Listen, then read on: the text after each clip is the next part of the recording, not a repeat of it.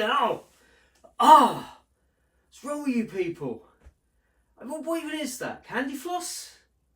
Oh, I fucking hate vapes. I think I prefer the smell of stale smoke and piss from the old days. Jesus Christ. Hello. So today I'm going to be talking about digital marketing.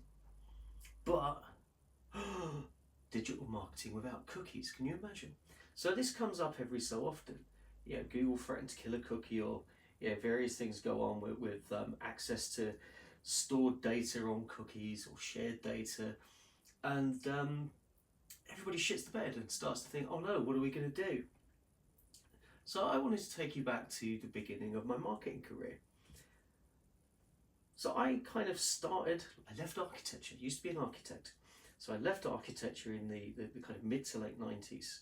And I first got involved with web design, you see, because it's a mixture of kind of art of creativity and the technology, the science of coding.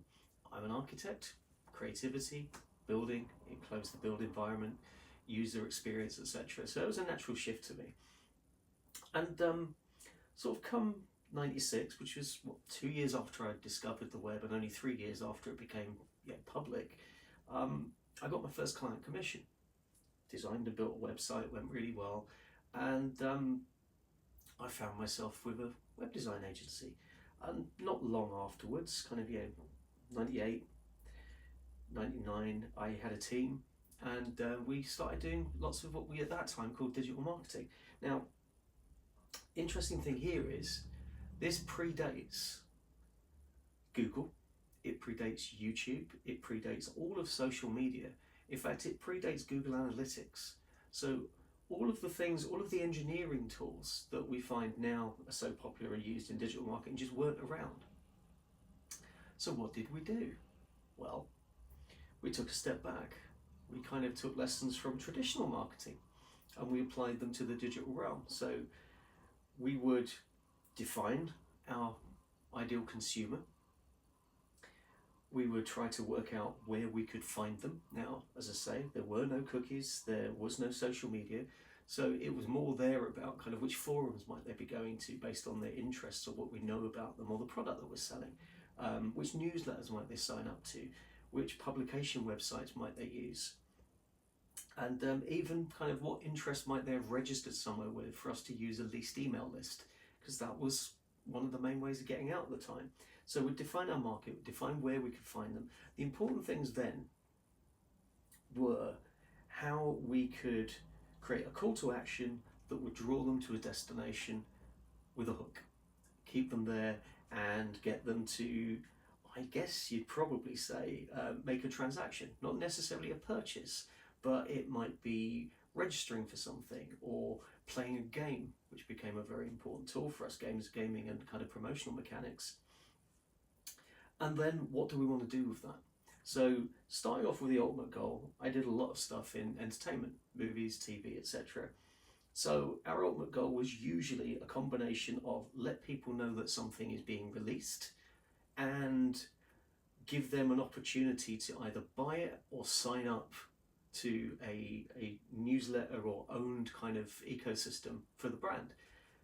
So we'd start off with, okay, what is going to interest these people that fits into the movie we're working with? Now that's easy when you're doing something like the Bruce Lee anniversary box set. They're going to be into Bruce Lee, they're going to be into classic Bruce Lee, and it's quite easy to find them. But when it's something a little bit more complex, say Spooks, if you're familiar with Spooks, the British TV spy show,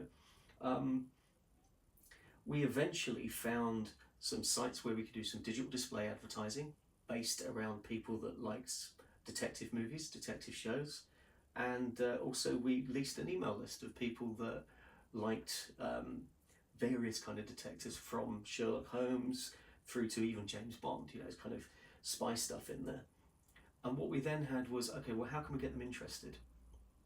So we'd create an environment, we'd create an online game where they could engage with the kind of content, the kind of activities that would be interesting to people who like that kind of stuff. So for Spooks, for example, we set up an online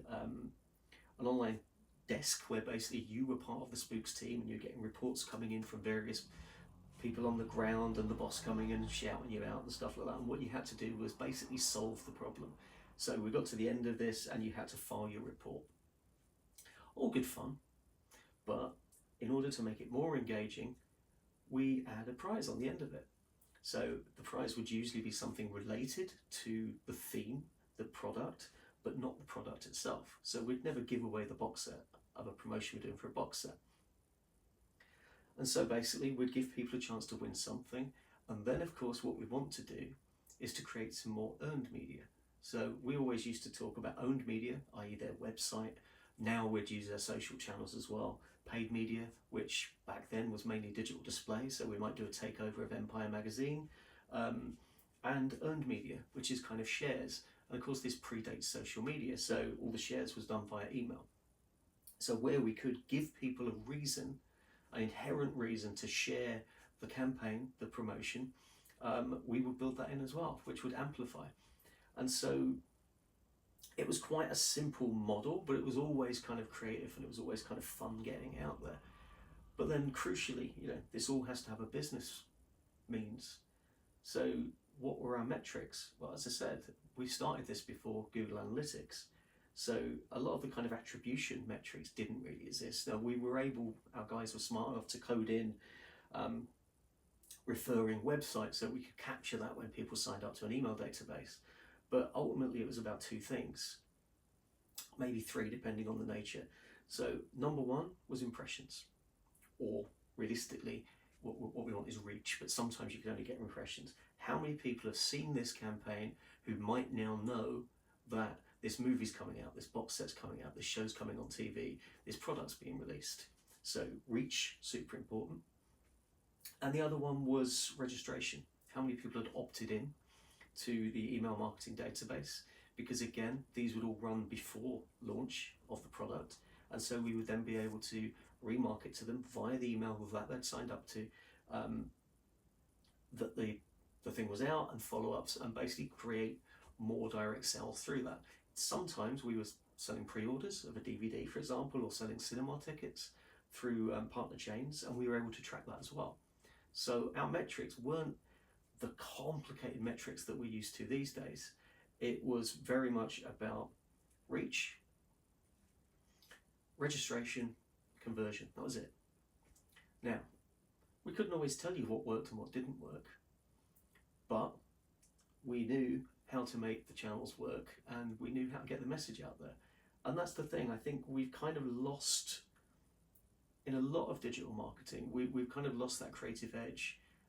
There's still some brilliant stuff being done, don't get me wrong, but so much of it has been taken over by more what I see as engineering, kind of SEO, which yes, we did used to do SEO then, even before Google.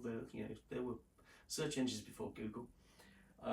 SEO, PPC came along a little bit later, but we made a bit of use of it. And kind of gaming algorithms. Everything seems to be about algorithms now. And yeah, there's certainly a place for that.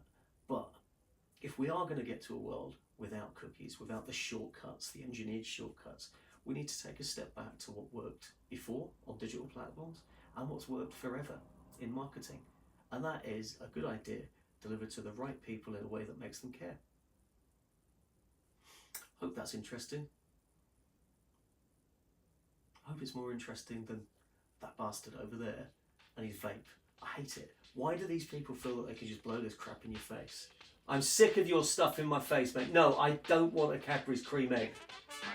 Diabetic douchebag.